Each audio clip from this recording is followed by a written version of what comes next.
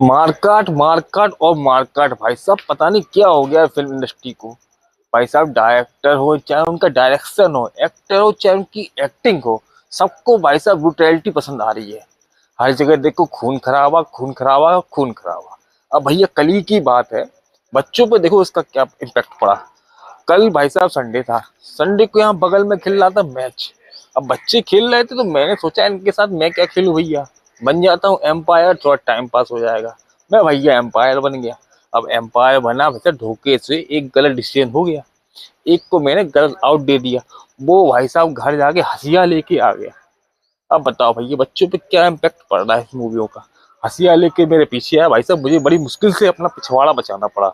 लेकिन कोई बात नहीं भैया, जब डायरेक्टर को डायरेक्शन देने में मजा आ रहा है, एक्टर को उसमें एक्टिंग करने में मजा आ रहा है, और दर्शक को देखने में मजा आ रहा है, तो भाई साहब हमें भी फिर रिव्यू देने में मजा आना चाहिए। भाई साहब, फिल्म इंडस्ट्री का एक ऐसा एक्टर जिसकी आंखों में भाई साहब इमोशनल भर भर के भरा दिखाई देता था, अब वो भाई साहब मारकाट पे आ गया है।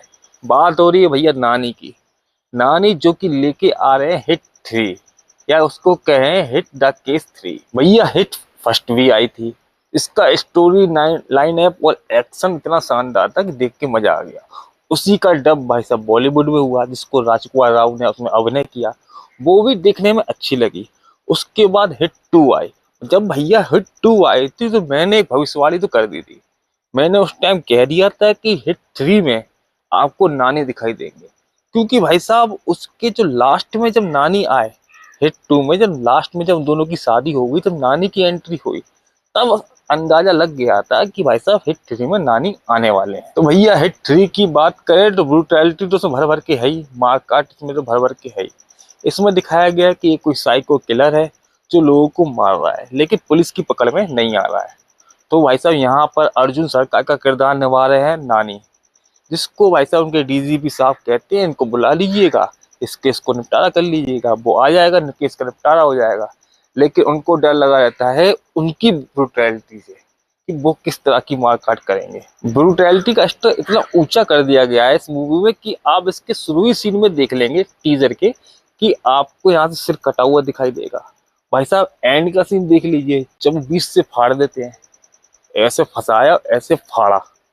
अब देख के आप समझ जाएंगे किस तरह की ब्रुटैलिटी इसमें भरी हुई है। तो भैया सेम यही किरदार हमारे बगल की चौकी में एक इंस्पेक्टर आए थे उनका था। अब भैया वो तो आए थे, उनकी जैसे इसमें लाठी दिखाई गई है ना, सेम उनकी लाठी में लिखा रहता था संजामन सिंह। संजामन सिंह मतलब जब वो घलेगी ना तो अच्छे अच्छे लोग समझ जाते थे। तो उसी प्रकार का कैरेक्टर लेके ये भी आए। तो मैंने तो ऑलरेडी देखा है, वो इंस्पेक्टर इतना दमदार था भाई, जहाँ जाता था और जो माल लगाता था, तो अच्छे से अच्छा आ जाए और सच्चाई उसके मुंह से निकल ही जाती थी। तो भैया टॉपिक से बाहर नहीं जाते हैं, मेन मुद्दे पे आते हैं। भैया हिट 3 की बात हो रही है, तो हिट 3 में नानी की एक्टिंग बड़ी शानदार नजर आ रही है। आप इनको पहली बार इस तरह के एक्शन सीन में देखेंगे, जहां पर आपको खूनी समुंदर दिखाई देगा, खूनी मंजर दिखाई देगा, इतने खून उतने खून, हर जगह खून ही खून दिखाई देगा। लेकिन भैया टीजर को देख के एक तरह का डाउट तो हो रहा है, या तो नानी इस पर डबल रोल करने जा रहे हैं। क्योंकि इसमें जो एंड में व्हाइट कोट में जब दिखाई दी है नानी, और उसमें उनको बात जो डायलॉग दे रहे हैं, तो उससे तो लग रहा है या तो नानी डबल रोल कर रहे हैं, या फिर किसी तरह का साइको का किरदार निभा रहे हैं। बोले तो जिस क्रिमिनल को पुलिस ढूंढ रही थी, शायद वह क्रिमिनल नानी भी निकल सकते हैं। भाई साहब फिल्म इंडस्ट्री में यूनिवर्स तो कई तरह के बने हुए हैं। आपने देखा होगा कॉप यूनिवर्स, बोले तो ये सिंघम आई, संबा आई, तो इस तरह के कॉप यूनिवर्स बने हुए हैं। तो साथ ही साथ स्त्री यूनिवर्स भी बना हुआ है। तो उसी प्रकार का हिट भी एक तरह का यूनिवर्स है, जहां आपने हिट 1 2 देख ली, बॉलीवुड में हिट 1 भी देख लिया आपने, तो उसी को लेके हिट 3 भी आई हुई है। तो भैया टीजर देख के तो लग ही रहा है कि इसका कैमरा रोल जो किया गया है वो शानदार तरीके से किया गया है, सिनेमोग्राफी बहुत अच्छी तरीके से दिखाई गई है, प्रेजेंटेशन भी बड़ा शानदार तरीके से दिखाया गया है। आप इस मूवी को देखने के बाद मार्को को भूल ही जाएंगे, क्योंकि इस जिस तरह की मार्ककाट मार्को में दिखाई गई थी, उस तरह की मार्ककाट आपको इसमें भी दिखाई देगी। तो दोस्तों कहीं कहीं ये मूवी आपको रोलेक्स मूवी की भी याद दिलाएगी। टीजर देख के तो हर एक चीज अच्छी लगी, सब कुछ बढ़िया है इसमें, डायरेक्शन बढ़िया, एक्टिंग बढ़िया, सब बढ़िया, एक्टर भी अच्छे पुट किए गए हैं इसमें। बस भाई साहब इसकी जो डबिंग की गई ना हिंदी में, कम से कम नानी की आवाज को थोड़ा और भारीपन से लाना चाहिए था। उसकी डबिंग में थोड़ी मुझे कमी दिखाई दे रही है। शायद मूवी आते आते डबिंग में कुछ चेंजिंग आ जाए। चलिए दोस्तों, बात तो यहीं खत्म करते हैं। टीजर तो खत्म हो ही चुका है, लेकिन चैनल को सब्सक्राइब करना आपको नहीं भूलना है।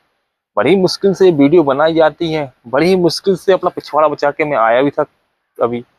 तो आपको भी यहाँ पर चैनल को सब्सक्राइब करते जाना है। नमस्कार दोस्तों।